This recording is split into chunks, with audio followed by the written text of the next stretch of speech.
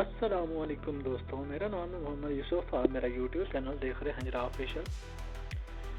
دوستوں، آگے بڑھنے سے پہلے گزارش ہے کہ آپ ہمارے چینل کو سبسکرائب کر دیں تاکہ ہماری ہر نئی آنے والی ویڈیو کا نوٹیفیکیشن آپ کو بر وقت مل سکے۔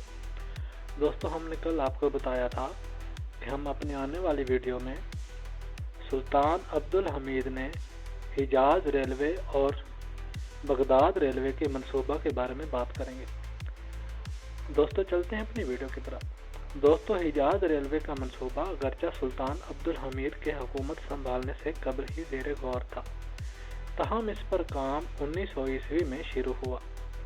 19ویں صدی کے آخری دہائی میں سلطان کو اس بات کا یقین ہو گیا تھا کہ حجاز مقدس کے ارد گرد سیکورٹی صورتحال، معاشی استحکام، حجاج کرام کی آسانی اور دفاعی اعتبار سے اس ریلوے کا قیام ناگزیر تھا۔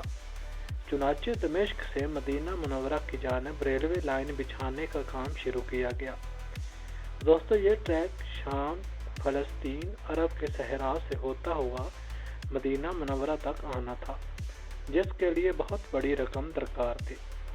سلطنت کے مالی حالات اس ٹریک کی تعمیر کے لیے کافی نہ تھے، چنانچہ اس میں رضاکارانہ طور پر چندہ جمع کرنے کا سلسلہ شروع ہوا۔ سلطان نے سب سے پہلے اس مقصد کے لیے اپنے ذاتی مال سے حصہ ڈالا اور اسی طرح کئی وزراء کی جانب سے بھی اس میں حصہ ڈالا گیا۔ اس کے بعد عوامی سطح پر اور سلطنت عثمانیہ کے علاوہ دنیا بھر میں بسنے والے مسلمانوں کی جانب سے اس میں حصہ لیا گیا۔ دوستو، یہ ریلوے مسلمانوں کے فنڈ سے تعمیر کی گئی اور مسلمان مزدور ہی اس کا حصہ بنے، اور یہ واحد ریلوے ٹریک تھا جس کا منصوبہ تعمیر ملکیت اور نظم و نسق سلطنت کی جانب سے کیا گیا تھا۔ برصغیر کے مسلمانوں نے بھی اس میں بڑھ چڑھ کر حصہ لیا اور ایران کے بادشاہ کی جانب سے بھی اس میں حصہ پیش کیا گیا، اگرچہ برصغیر کے حجاج کے لیے براہ راست اس کے استعمال کا امکان نہ تھا کیونکہ یہ ان کی روٹ میں نہیں آتی تھی، تاہم ان کی جانب سے اس میں بڑھ چڑھ کر حصہ لینا ایک جانب مسلم اتحاد اور سلطنت کے حق میں کاوش تھی، اور دوسری جانب برطانوی نوآبادیات کے خلاف بھی ایک قسم کا رد عمل تھا، کیونکہ اس وقت مسلمانوں کے لیے عالمی سطح پر نوآبادیاتی اور سامراجی نظام کے خلاف سلطنت عثمانیہ ہی سب سے بڑی اور مؤثر آواز تھی۔ دوستو، ان تمام کاوشوں کے باعث 1908 میں ریلوے کی تکمیل ہوئی اور پہلے سال 2,50,000 مسافروں نے اس کے ذریعے سفر کیا اور اس کے ذریعے اسلام کے بنیادی مراکز تک رسائی انتہائی آسانی سے ممکن ہوئی۔ تاہم سلطان عبدالحمید کے سبکدوش ہونے کے بعد مکہ مکرمہ تک اس کی توسیع نہ ہو سکی۔ دوستو، اب بات کر لیتے ہیں بغداد ریلوے۔ دوستو، 19ویں صدی میں سلطنت عثمانیہ اور اس وقت کی ابھرتی عالمی طاقت جرمنی کے مابین جرمنی کے شہر برلن تا بغداد 1600 کلومیٹر طویل بغداد ریلوے کے نام سے ریل ٹریک بچھانے کا منصوبہ کیا گیا، جس پر 1903 میں کام شروع ہوا۔ یہ ریل ٹریک اس دور کے تناظر میں انتہائی اہم تھا کیونکہ اس وقت یورپ تا ایشیا اور مشرقی افریقہ کے زیادہ تر بحری تجارت پر برطانیہ اور فرانس کی اجارہ داری تھی اور مختلف اہم تجارتی شاہراہوں کے ساتھ ساتھ انتہائی اہم نہر سویز برطانوی کنٹرول میں تھی۔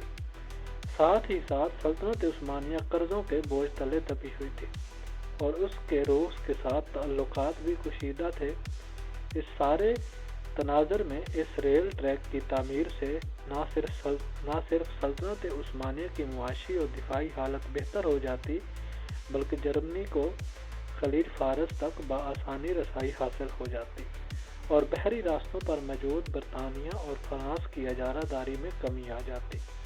چنانچہ یہ موجودہ ریل ٹریک تجارت و معیشت کے ساتھ ساتھ دفاعی نقطہ نظر سے بھی خاصی اہمیت اختیار کر گیا تھا۔ اس وقت سلطنت عثمانیہ میں دیگر معدنی وسائل کے علاوہ پیٹرولیم کے ذخائر کی رپورٹس بھی سامنے آئیں اور ان پر کام جاری تھا، مگر اس وقت کے موجود انفراسٹرکچر स्ट्रक्चर के साथ आलमी मंडी में इसकी सप्लाई मुनासिब रेट पर मुमकिन न थी। इस हवाले से भी ये रेल ट्रैक अहमियत रखता था। इस रेल ट्रैक की तैयारी 1903 ईस्वी में शुरू हुई, ताहम फंड्स की कमी और दीगर फनी मसाइल की वजह से इसकी तकमील ताखीर का शिकार रही। बाद अज़ां पहली जंग अज़ीम के बायस ये मंसूबा सुस्त रवि का शिकार हुआ और फिर 1940 ईस्वी में तकमील तक पहुंचा। जब सल्तनत उस्मानिया टूट चुकी थी और मुसलमान दुनिया भी मुख्तलिफ ममालिक में तकसीम हो गई थी ये या नौ आबादियात का शिकार थी, ये मंसूबा भी सुल्तान अब्दुल हमीद ही के दूर अंदेशी और तरक्की पसंदाना पॉलिसियों का मुंह बोलता सबूत है। दोस्तों, ये थी हमारी आज की वीडियो। उम्मीद करता हूँ आपको हमारी वीडियो अच्छी लगी होगी। वीडियो अच्छी लगी है तो वीडियो को लाइक कर दें, चैनल को सब्सक्राइब कर दें ताकि हमारी हर नई आने वाली वीडियो का नोटिफिकेशन आपको बर वक्त मिल सके।